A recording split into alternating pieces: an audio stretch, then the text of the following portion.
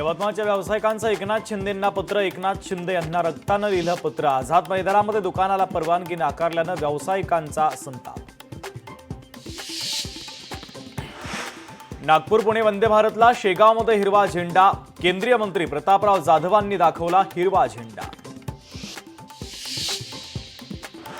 पंढरपूरच्या विठ्ठल मंदिरामध्ये हिंदीत पूजा घातल्याचा दावा. हिंदी भाषेतून विठ्ठलाची पूजा घातल्याचा होतोय आरोप. राहुल सातपुते नावाच्या व्यक्तीकडून या संदर्भात एक पोस्ट आणि राहुल सातपुतेंची मंदिर समितीकडे तक्रार. डोंबिवलीमध्ये हाय प्रोफाईल सोसायटीच्या संचालक पदाच्या निवडणुकीमध्ये हाणामारी. बोगस मतदानाच्या संशयावरून झाली हाणामारी. पोलिसांना देखील धक्काबुक्की झाल्याचं समोर.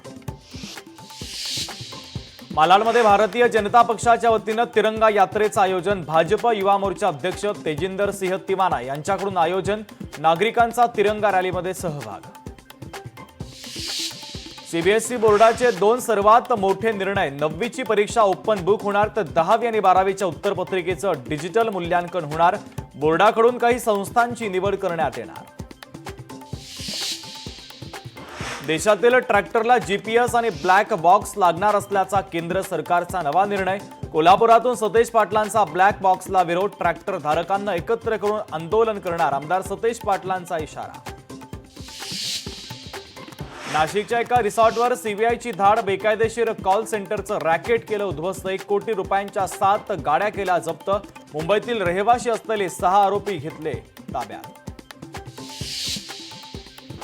सिंधुदुर्ग जिल्ह्यातील विजयदुर्ग किल्ल्याच्या बुरुजाची बाजू ढासळली. समुद्राच्या लाटांच्या माऱ्यानं बाजू ढासळली. पावसाळ्यामध्ये विजयदुर्ग किल्ल्याची पडझड.